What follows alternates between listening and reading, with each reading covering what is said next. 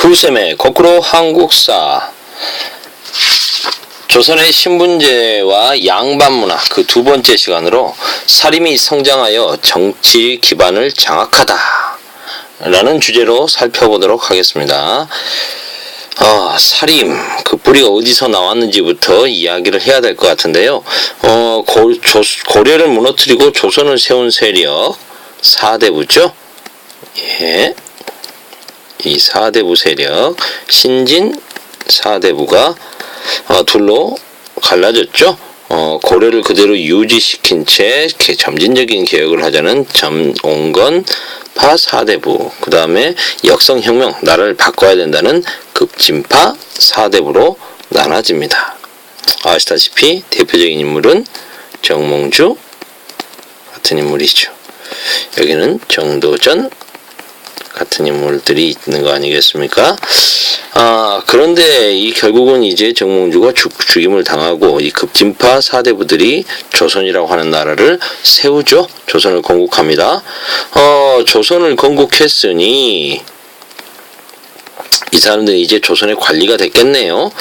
기본적으로 성리학자, 사대부들 성리학자 아니겠습니까? 성리학자들인 이들은 이제 관리이면서 학자인 관학파가 되는 거죠. 나라 일에 굉장히 바쁘시겠어요. 공부 언제 하겠습니까? 공부할 시간 제대로 없죠.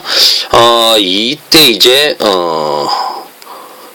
조선 건국에 반대하는 온건파 사대부들은 고향 앞으로 가는 거죠. 낙향 고향으로 내려옵니다. 그 대표적인 사람이 여러분이 잘 아는 길제 같은 분이죠. 이렇게 내려오신 분들은 이제 남는 게 시간밖에 없어요. 그래서 열심히 공부하죠. 열심히 공부해서 이제 공부하는 거 선비 아니겠습니까? 이 선비들이 숲을 이룰 정도로 많아지는 거죠. 제자들이 넘쳐나니까 살림이 되는 겁니다.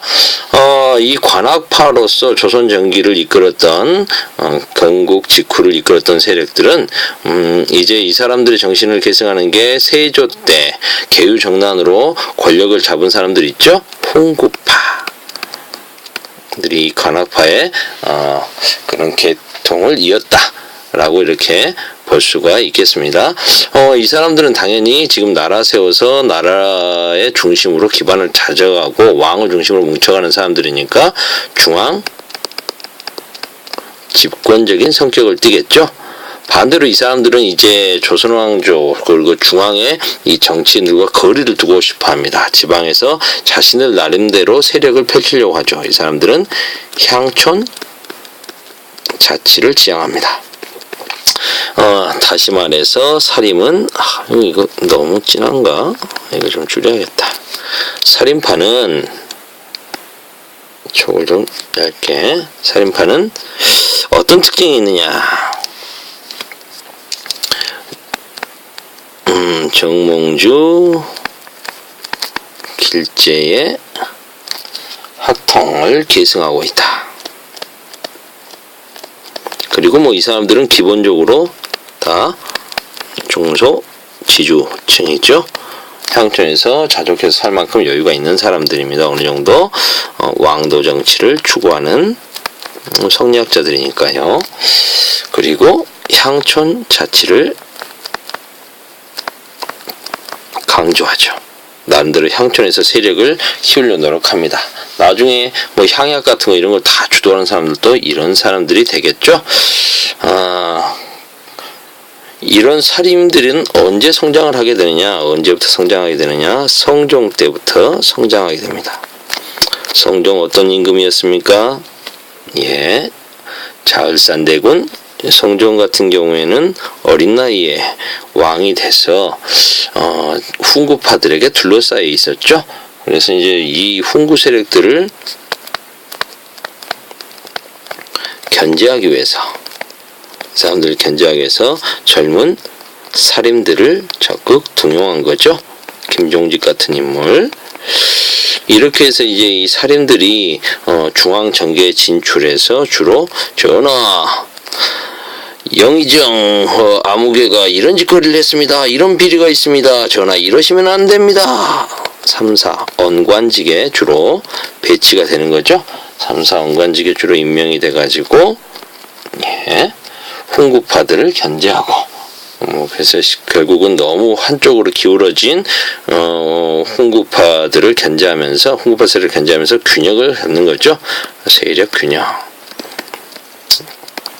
이렇게 해서 조선 전기에 각종 편찬 사업과 문물 정비에 협력하며 나름대로 조선 발전에 기여했다. 그런데 이 훈구파들이 보기에 이 살인파들이 이제 너무 자신들을 견제하고 들어오니까 살인파들을 제거하려고 수를 쓰는 거죠. 그게 바로 뭡니까? 예, 살인파들이 화를 입었다. 그렇습니다.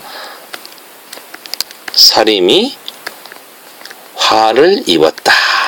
사화죠. 사화는 외우는 순서가 간단합니다. 무어라. 갑자기 하고 죽었어. 무어라. 갑자기 하고 죽었다. 4대 사화. 살인들이 훈구파들에게 공격을 당했던 사화에 대해서 하나씩 좀 살펴보도록 하겠습니다. 먼저 연산군 때 일어난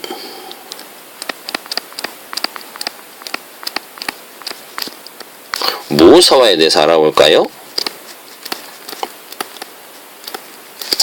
성종 때 발탁되어서 개혁을 주도했던 김종직이라고 하는 분이 있었죠. 그 김종직의 제자, 김종직의 제자 김일손이라고 하는 사람이 있습니다. 이 사람이 자신의 스승이 썼던 글 조의제문이라고 하는 것을 사초에 실었다가 이제 문제가 되는 거죠. 조의제문이라고 하는 게 뭐냐? 의제는 초나라의 패왕 항우에게 죽임을 당한 황제입니다. 그 의제를 기리는 글을 쓴 게 조의제문이죠. 이걸 이제 문제 삼아서 어린 임금 단종을 몰아내고 왕이 된 세조를 비난했다라는 거죠. 이런 식의 누명을 씌워서 살인들을 공격했던 게 모사화. 그 다음 연산군은 여러분 아시다시피 성종의 적장자였지만 어머니가 폐비 윤씨가 이제 성종에 의해서 죽임을 당했지 않습니까? 사약을 마셨죠. 그런 내용들을 폐비 윤씨 문제를 모르고 있었는데 연산군은 모르고 있었는데 이제 그걸 연산군에게 알려주게 되는 거죠. 연산군이 그걸 알게 됩니다. 그래서 폐비 윤씨 자기 어머니 죽음과 관련이 있었던 살인들을 또 한 번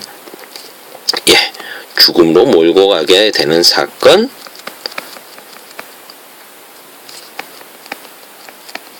갑자사화. 이게 연산군 때 일어난 거고요. 그 다음 이제 이 연산군은 결국 중종 반정으로 쫓겨납니다. 근데 이 중종 때도 또 사화가 벌어지게 됩니다.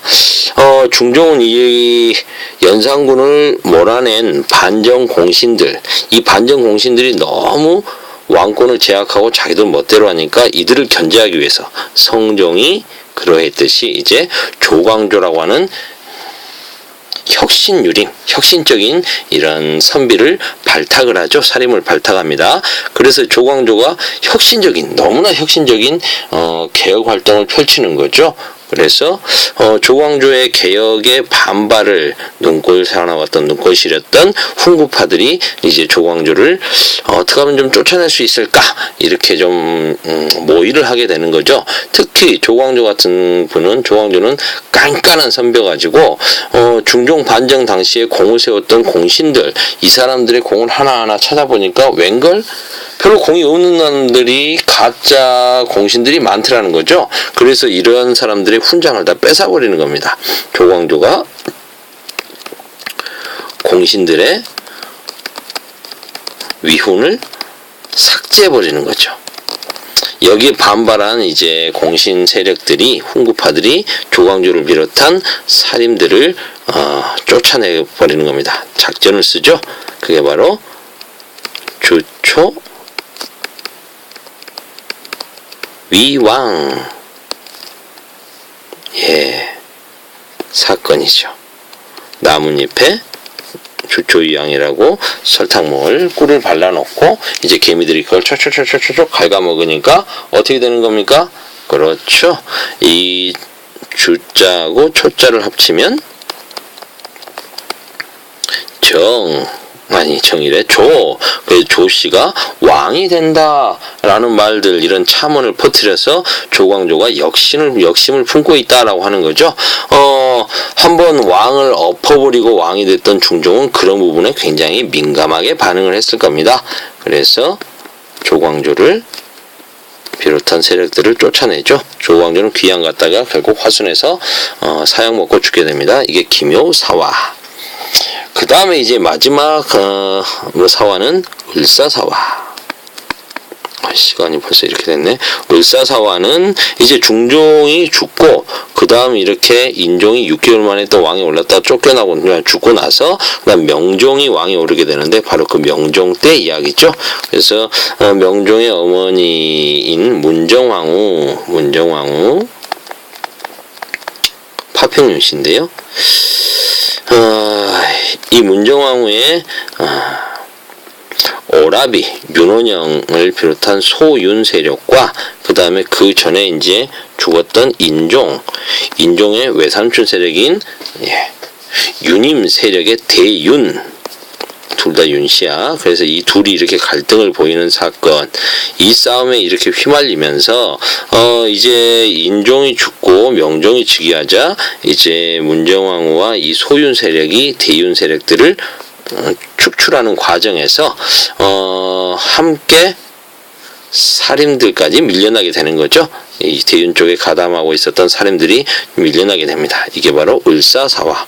고래 싸움에 새우등 터지는 게 아니라 외척 싸움에 선비들이 화를 입는 거죠. 이렇게 해서 무오사화, 갑자사화, 기묘사화, 을사사화까지 살펴봤습니다. 시간이 너무 지체됐으니까 오늘은 여기까지만 합시다.